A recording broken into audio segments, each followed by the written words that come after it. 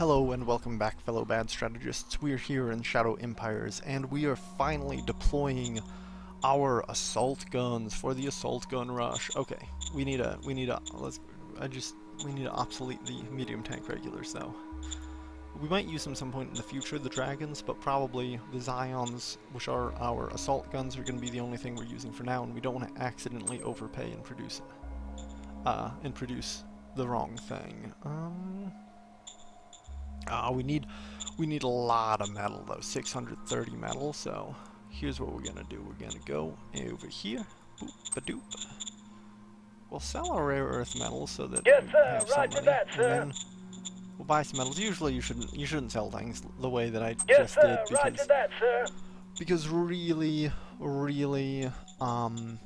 you should only sell at the last minute when you're about to run out of money, because that's when the value is the highest. 50 Zions, cool. Ooh, we need a little bit more fuel, so we'll buy fuel. We're gonna have fuel shortages Yes, as a sir. Roger consequence that, of this. sir. There's no doubt about that. That is absolutely certain. Yup. Oh shoot, no, wait. Okay, we almost made a terrible mistake. Good. Always check if it's mobile first. Always check, because sometimes it's not. And if you don't check, you'll regret it. Actually, you know what would be worthwhile? I forgot about this. I forgot to do this. The engine design is 88, so we could actually upgrade this model to have a light engine, and it would consume less fuel and be more efficient. But I forgot to do that and already slashed the budget for the Model Design Council, so we'll just go with it with a medium engine now. There they are. We're going to go stratagems. We're going to go leaders. We don't have any stratagems to play on them. Okay. We won't play any stratagems on them. Yeah, we're in a good spot. With 2 armored divisions, we can hit 2 points at once. Something worth noting. Okay. These guys are 220 production. Our light armored units are 290. It's cheaper to get these than to get light armor. They're cheaper than light armor. Look at this monster. This is, for reference, because you probably need a reference to properly comprehend this. This unit has 150mm steel plating. That is the same armor used by AI walkers. You remember AI walkers? There's the things that you had that one game, and then one of them came in and it destroyed all of your armies by itself. These guys they have that same armor. Very, very strong units, very dangerous. The biggest issue with the assault gun rush that we're doing now would be that it's expensive to provide the fuel. It's difficult to keep the armored units running because of primarily the fuel cost, but also the ammunition cost. You don't have much infantry support for them if you end up in a tight spot like we are now, where we don't even have a recycling center. We really should have that by now. We had to nationalize the private one. And so you end up a little sparse around the edges. If we hadn't have been attacked, we would probably have a recycling center now. But yeah, also you're limited in the number of hexes you can attack in a turn. If the enemy divides their forces efficiently, yeah, massacre. And then that was a massacre against us. If the enemy divides their forces efficiently, then the assault gun rush tends to be slow, because you can only take 1 hex per battalion. There's a solution though. There's a cool solution to that. You can actually recruit, if you don't have the resources to raise a full armored formation, as long as it says at least 50% here, you can raise a partial formation. And because the armored battalion is made up of 5 subunits, if you raise a formation where you have only 50% of the resources, it actually takes 66% of the resources to raise that 3rd unit. So you end up getting two subunits in your formation, and so you only end up paying 40% of the cost per formation, and usually two armored high damage, like 105 millimeter, 105 millimeter plated assault guns is adequate to attack on their own. 2 is usually enough. So if you're producing these at 40% strength with just 2 subunits, you can produce a lot more of them, and that's a very efficient strategy. Alright, we're just gonna park him there this turn, and from there he's got good, like, no, they can't attack that tile anymore. Then we're gonna defend the city with that, and this guy's gonna screen, because we don't want stuff creeping around and raising our danger. Danger diminished 6 points. It's not rising anymore, so we're getting danger going down.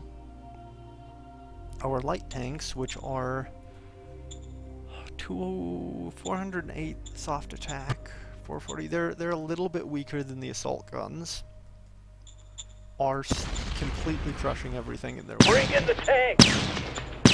And you might say that's a good argument for using light tanks over assault guns, but my criticism of that idea is that the assault guns are cheaper than the light tanks. They just take a little bit longer to get produced.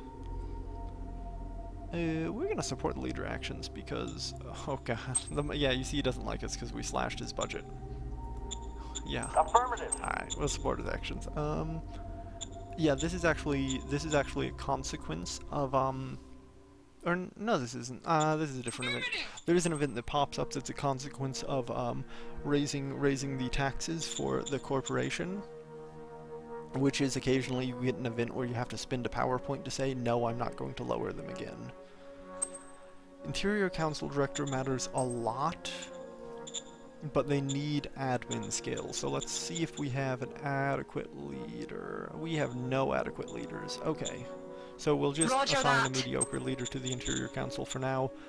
We don't care about tariffs, we care a lot about taxation. We're not going to care about interior policies for some time.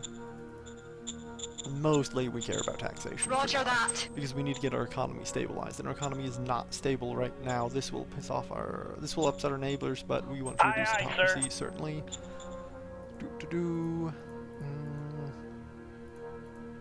No, we're gonna save up power points, we're gonna bank power points. We need the power points for the Interior Council cards, for the recruiting of leaders. Our ammo is almost gone, so let's get like 400 ammo. That, sir. Let's trade and let's buy all the fuel we can buy. Sir, roger that, sir. And this is that thing I was mentioning where it's really hard to sustain these units. If you find you are short on fuel and short on ammunition, straight up, don't attack for a round. Sit tight, just be like, let's not pick any engagements that aren't really important. Because if you're not moving, you're not burning so much fuel. I think you might still burn some fuel when you're static, but you certainly burn a lot of fuel when you're moving. Also, if you strategic move using your logistic network instead of your normal move, you do not consume fuel. So, that's important to note. Alright, we're just going to sit tight. Our economy is severely underdeveloped because of the early aggression we received. However, we're going to be in a very strong place going forward because all of these ruins are just money, just gold, and then this settlement will be easy to take. Ideally, we get to the point, probably we produce a bunch of machine guns and we saturate this border with machine guns. And we smash enough of the forces on this border that they can't push through a machine gun line, and then we send our armor up north and we knock out this city. You don't want to send your armor too heavily unsupported because the consequence of that is that they get cut off. And if there's one way to lose your armor, it's starvation. That is an effective way to lose a unit that can't be killed in battle.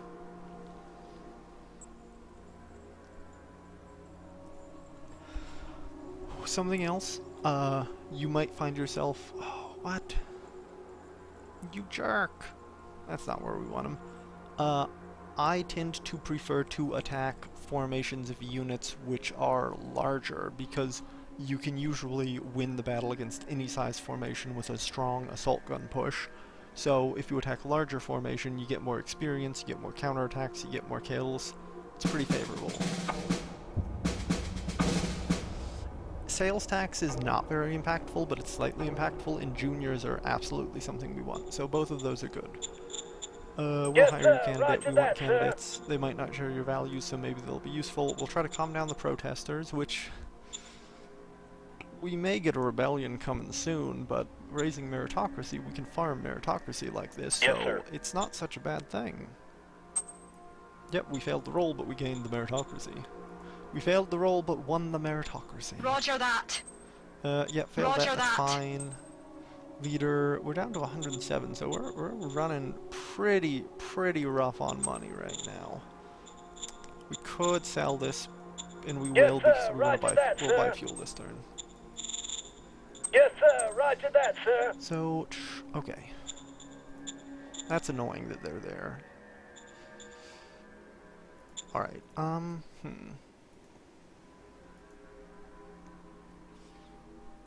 We could, for 44 AP, we would have 50 AP to fight them, which would be a good amount.